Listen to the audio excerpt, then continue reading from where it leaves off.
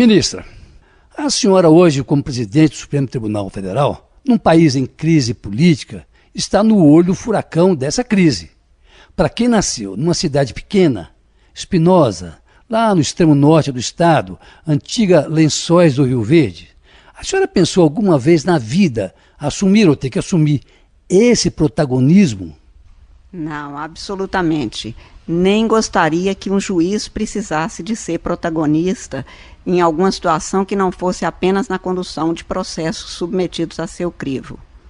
Por falar em protagonismo, ministra, uma das observações que se fazem hoje é sobre o protagonismo, para muitos exacerbado, do Judiciário, particularmente do Supremo Tribunal Federal. De fato, hoje é o Supremo, com a senhora à frente, tem pautado a vida política do país. Essa judicialização da política, ou essa politização da justiça, como querem muitos, não é perigosa para a normalidade da vida política do país? Acho que é preciso 2 pontos serem enfatizados, Lindeberg.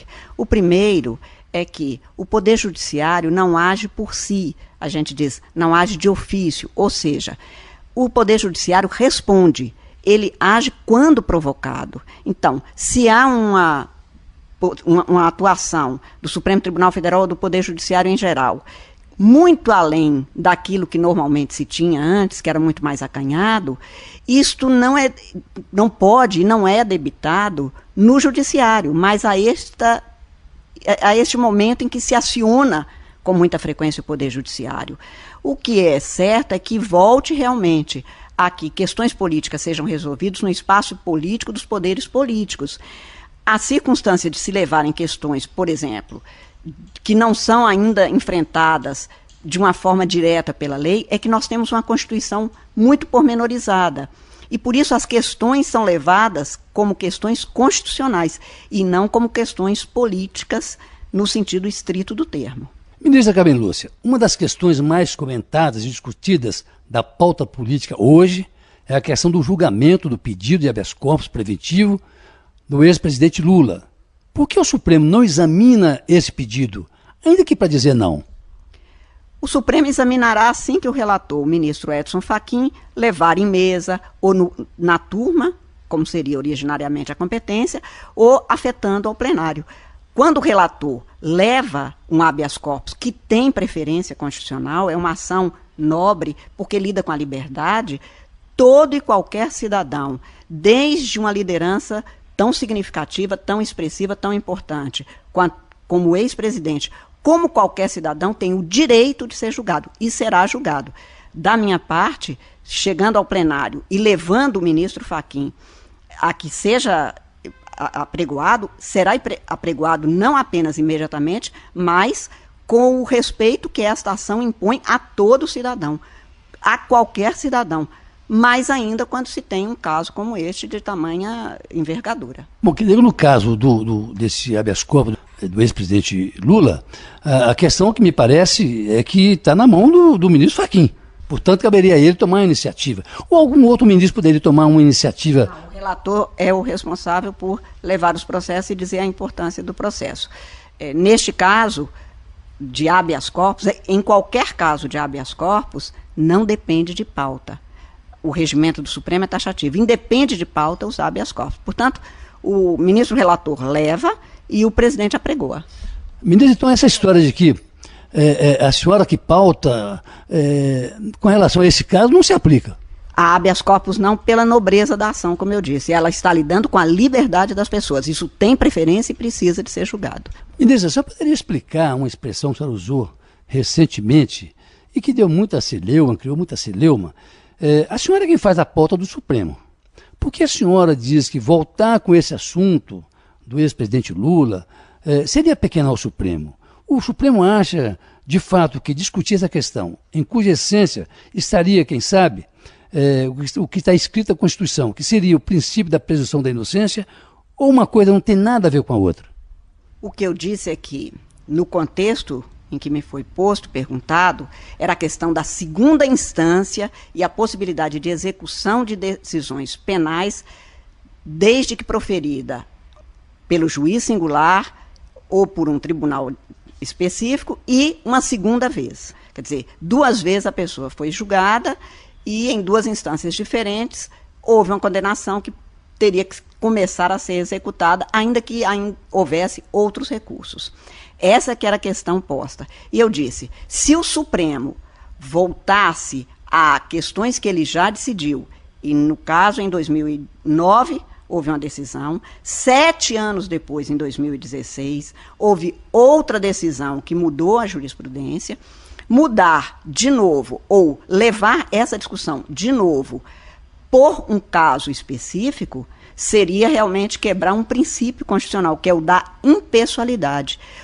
O Supremo, ou o Poder Judiciário, tem de julgar as matérias que sejam submetidas ao seu exame, segundo este princípio da impessoalidade. Não é porque é esta ou aquela pessoa que o Poder Judiciário vai alterar, ou colocar, ou dar relevo a um tema.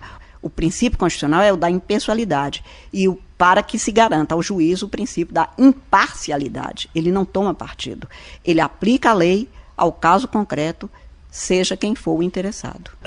Ministra Carmen Lúcia, como a senhora explica aquele encontro com o presidente Michel Temer num sábado à tarde, ele que é um investigado pela corte que a senhora preside, e que causou tamanha repercussão? O que foi tratado ali, ministra? O que foi dito. O presidente me afirmou que precisava de conversar exatamente sobre questões de segurança pública. Eu venho lidando com isso no Conselho Nacional de Justiça por causa da questão prisional exclusivamente, que é a pauta do Poder Judiciário. Não é pauta do Poder Judiciário questões afetas ao Executivo. E o que aconteceu foi uma conversa entre 2 presidentes de poderes. Tanto que foi público, estavam os jornalistas lá e nunca se cogitou de outro assunto que não fosse esse. A senhora recebeu também essa semana deputados, parlamentares da oposição. Eu recebo todas as pessoas que procuram, inclusive houve um encontro, por exemplo, sem marcação de audiência, o que não é comum. Não apenas recebo, Lindeberg, como de conhecimento seu, com certeza, eu faço inspeção em presídios. Eu converso até com todos os juízes, diretores de presídios e tudo mais, porque as pessoas têm o direito de serem ouvidas pelos agentes públicos, pelos servidores públicos. Muito mais numa condição institucional de presidente de um poder, como você disse no início, num momento de muita responsabilidade por causa das questões pendentes. Ministra, uma das críticas que se fazem é sobre aquela decisão que a senhora devolveu ao Senado, a decisão sobre o senador mineiro Aécio Neves, acusado no caso do grupo JBS de receber propina. Como é que a senhora explica aquela decisão? Aquilo era realmente uma decisão do Senado, né? Primeiro, a decisão não foi minha. A decisão foi do plenário do Supremo Tribunal Federal. 11 ministros votaram. 5 ministros votaram no sentido de que se poderia imediatamente executar a decisão, sem precisar de afastamento de mandato, e 6 ministros no sentido contrário, ou seja, que se devolveria ao Senado e caberia ao Senado ou à Câmara, conforme o parlamentar, determinar se haveria realmente aquela condição para o cumprimento do afastamento do mandato. E neste caso, portanto, afirmou-se que, primeiro, eu teria desempatado. O Supremo não empata, a não ser em situações muito específicas, porque somos 11. E desempatar significa tirar do empate. Eu sou o último voto. O presidente é o último a votar. Então, primeiro isso. Nem houve voto de desempate ali. Houve o último voto que pendeu para um dos lados, tal como estava posta a questão e a contagem dos votos. Segundo, não decidimos caso concreto. Aquele era um caso em que, numa ação direta de inconstitucionalidade, ou seja, uma ação em abstrato, se discutia, ou uma ação declaratória de constitucionalidade, já não me lembro, se discutia apenas isso. O artigo 319 do Código de Processo Penal, ao afirmar afastamento de função, inclui afastamento de mandatos, ou, no caso de mandato, como é representação popular, pelo princípio da separação de poderes, devolve-se ao poder para que, com os dados do processo judicial, ele afirme ou não o afastamento do seu parlamentar. Ministra, a senhora convocou para amanhã terça-feira, segundo a imprensa diz, uma reunião suprema, uma sessão administrativa, algo parecido, alguma coisa de realidade sobre isso ou não tem nada disso? O que tem de concreto é que o ministro Celso de Mello me disse que seria conveniente nós conversarmos, os ministros, se poderíamos nos encontrar. É um dia em que eu presido o Conselho Nacional de Justiça, os ministros têm as sessões de turmas e então nos encontraríamos. Não é nem reunião formal, nem fui eu que convoquei, mas é comum, como eu disse, a conversa acontecer.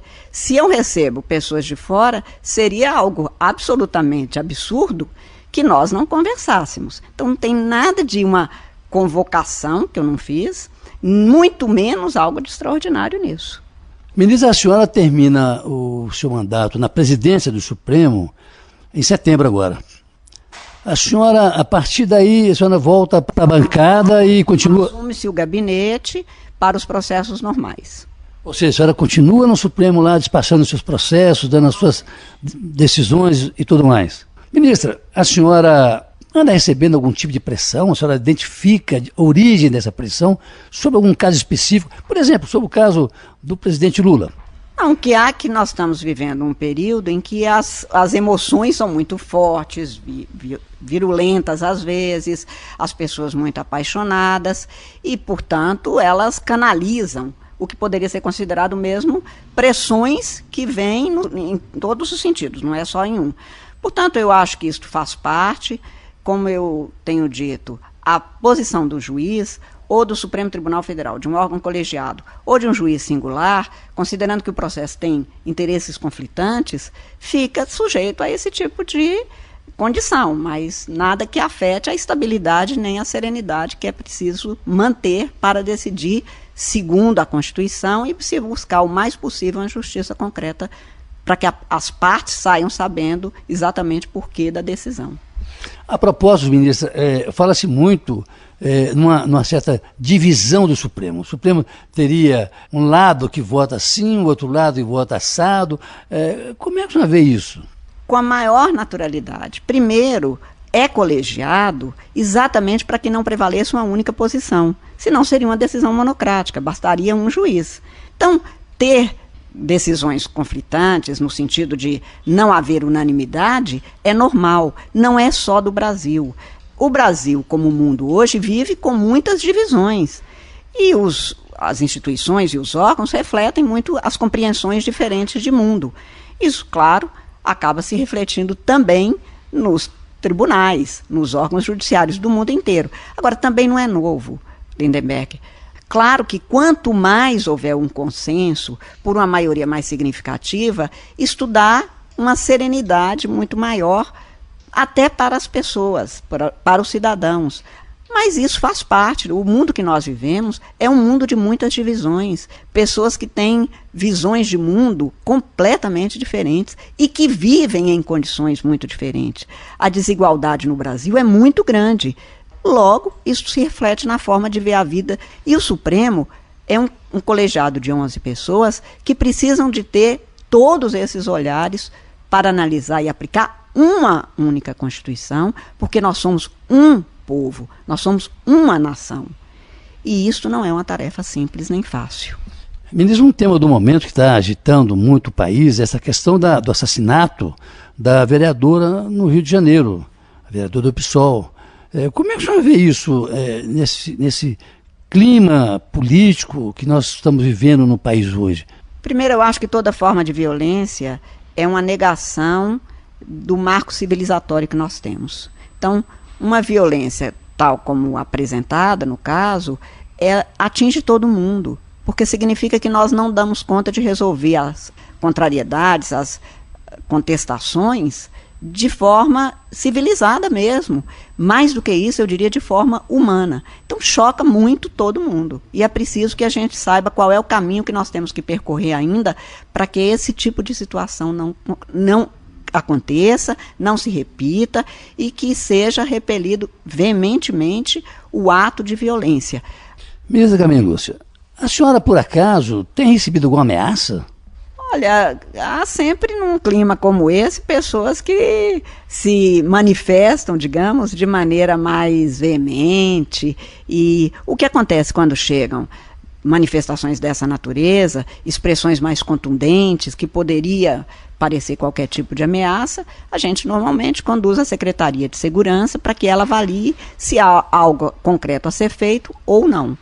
É isso que eu tenho feito, como todos os juízes sempre fazem. Nessa circunstância, desse tipo de clima, a senhora mudou a sua rotina, a senhora anda com segurança, enfim, a senhora alterou de maneira substancial a sua rotina com relação à questão de ameaças ou coisa desse tipo? Não houve qualquer alteração, não por facilitar ou achar que não acontece nada e que não é decorrente nem do cargo, do exercício do cargo. Eu continuo com a minha vida normal, como era antes, dirigindo meu carro, indo para o meu trabalho todo dia e normal. Bom, a entrevista com a ministra Carmen Lúcia, a Rádio Itatiaia, com exclusividade para todo o país. Muito obrigado, ministra. Eu que agradeço. Bom dia para todos os ouvintes da Itatiaia. O meu gosto de continuar falando, especialmente com o meu conterrâneo Lindenberg. Muito obrigada.